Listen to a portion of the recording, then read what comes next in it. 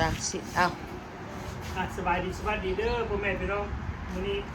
ตากซีนแห้งพ่อแม่พี่น้องตากไว้เป็นกินการพักเวกเส้นก็เฮ็ดไปนี่ล่ะพ่อแม่พี่น้องเฮ็ดอยู่เฮ็ดกินไว้ไปกินล่ากินการไปซื้อซีนงัวมาวานนี่น่ะพอได้มาตากลูกก็มักคือกันพ่อก็มักคือกันมักจะซื้อว่ะมาเฮ็ดดอกว่ะ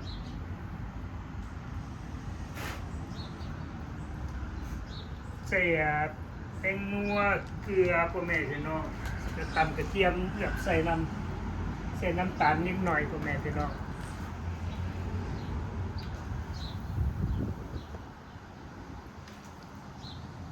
ซื้อเบิดเท่าใดตัวโอ้ยมันเบิดร้อยปลายคนได้น้อยเดียวแต่หนึ่งพ่อแม่มันถือพ่อแม่พี่น้องขี้งัวนี่30-40 ดอลลาร์ปุ๊บแต่หนึ่งจะได้มันอยากมันกระจับเป็นตัวซื้อเจ้าเป็นอากาศหนาวขน่อยหนาวเด้อพี่น้องมันดมตัวขน้อยเลยดีมันโอเคเย็นจ่อยตากนี่ก็เอาโต๊ะนี่ออกไปนะตัวก่อนตู้นั้น โต๊ะนี่ไปตากนะได้ตั้งดูมีเงียบเสียงใจไปใส่ใส่ก็ใส่เลยบนนั้นเอาผู้เห็นบ่ออกมาผู้งามอยู่หั่นวะบนนั้นนี่ก็บนนั้นต้องเรียกคือเขา เพราะว่าหมางบนตากแล้วพี่น้อง ยังบุตรนิดบนตากยังบุตรมีเวลาพ่อแม่พี่น้องเอ้ยขับกันไปหักไปโน่นไปนี่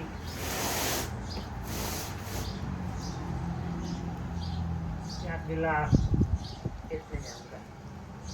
เป็นญาติเวลามันก็บ่มีเวลาอยู่พักผ่อนพี่น้องพักผ่อนเฮ็ดกินบ่ก็บ่พักผ่อนเฮ็ดกินนี่ล่ะอยู่เฮือนพักผ่อนอากาศ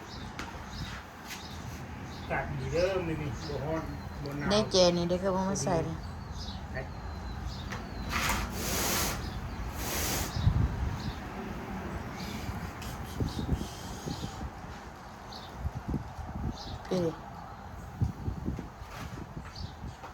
แน่ตากสิก็เฮ็ดเอาเองเลยพี่น้อง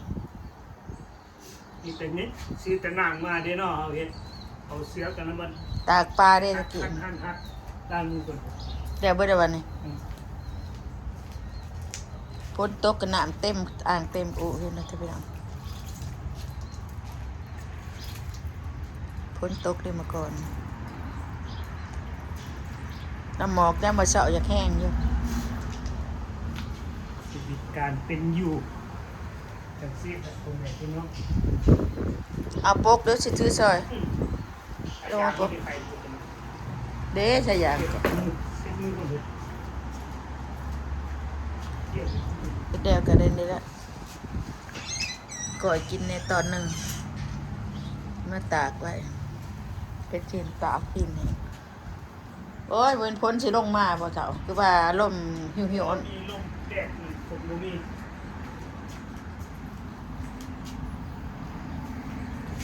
เอาทบครึ่งทบเป็นเพียงกันได้พายางพาแยงที่ว่า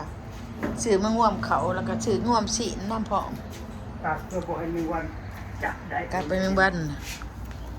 อันนี้ใส่เป็นนิ้วบ่ได้เลย1วันหลาย บ่เป็นตัวนั้นบ่เจ้าบ่ได้แต่มันหอมเอาตัวนั้นเด้มี2ตอนนี่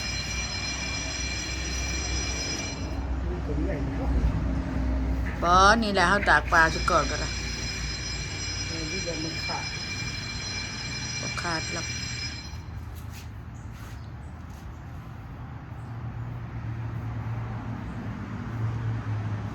โอเคนอกเป็นนอก เฮาบอกหาตั้งใส่ตั้งใส่นั่น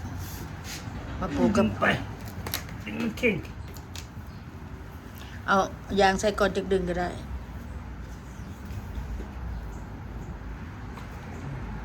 คือบ่มีตัวขาดว่าตัวนี้เนาะบ่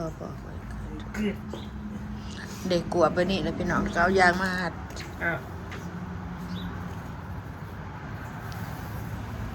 นี่ใช้ยางมาหัดเวลากัน1 วันแมงวันกับเขา ดึงให้มันเก่งกว่าจ้ะgood job good job good job ตากสิตากหนังตากปูตากปลา เข้ามือกัน มันอยู่ในผ้าแพร่วะไอ้บ่แม่นดอก ดีจ้ะ เอาไปย่อไป เอายังไปใส่เจ้า เอาช้องขู่บ่หรือว่าทั้งเคี้ยวมันบ่ทั้งน้ำที่ว่าบ่ใส่นี่เด้พ่อเฒ่า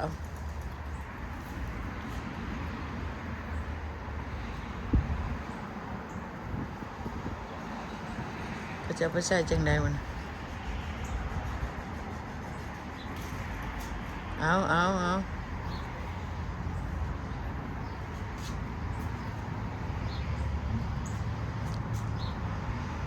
ไปทานตากปลาแล้วมันแค่นี้ไทยแต่ว่ามีขี้ฝุ่นเลยพี่น้องขี้ฝุ่นมันบ่มีเพราะว่ากลางบ้านเขาเจ้าเฮ็ด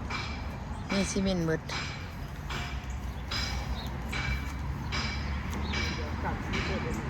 ปิ้นขึ้นนี่พ่อเฒ่า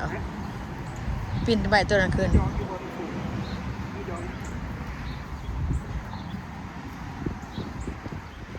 เพราะว่าห่านตากปลาปลดลงเวลาเพราะว่าตัดกกใหม่ค่ะวันตัดกกใหม่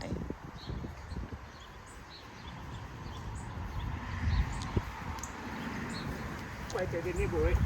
แต่ละเฮ็ดเนาะแต่จะปลาได้ละ ขอให้มันสูงให้พวกแม่พี่น้องให้ลูกพันตรงที่มันเป็นเอาบ่ได้กัน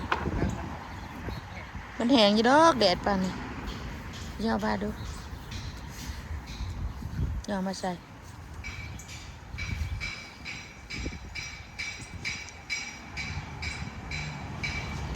พระยองแต่จริงบ่ทันกดต้นใหม่อันมีตะนางเลยตะกี้เฮ็ดหานได้หานบักทั่วบักปัวปักน้อยมันปลดลงแล้วตัดใหม่ก็สิให้เพิ่นตอกเฮ็ดไว้อีกอยู่จะว่าไปใช้ต่อบนนั้นตัดใหม่โคตรใหม่มันบ่ดีบ่จัก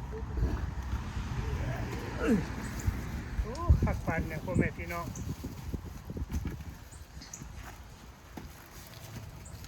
ขัดฟันเนี่ยแม่นบ่ แหงไว้ปานหยัง เห็นไว้ปานเนี่ย แต่จริงแต่ตัวหนึ่งนี่เอาไว้ตอกเป็นหาดเป็นนักไว้ได้เถอะเอ้ยตอกไว้บ่ได้บ่ดึงที่ว่า มีเวลาก่อนเลย เอาไป ตอกเนี่ย ไปเอาปลามาตากอยู่แหงไว้อยู่ เกี่แล้วเป็น ไปเอาตึกปลาแคปปี้ตากเห็นบ่พี่น้อง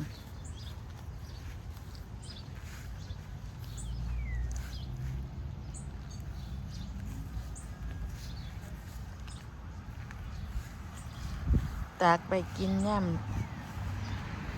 มันอยากมากตากบ่ทันนะพี่น้อง การตากนี่เวลาอยากมากมันตากบ่ทันตะนางกระชื่อมันบ่แพงดอกซื้อมา ใครต้องการเด้อได้เด้อพ่อแม่พี่น้องเฮ็ดขายได้ อื้อหือ เพราะว่าเฮ็ดเอาได้นี่ ตากปลา ไอเดียเองคิดเองคนเอง เฮ็ดเป็นมันก็จะ วัน เป็น ส่งมาได้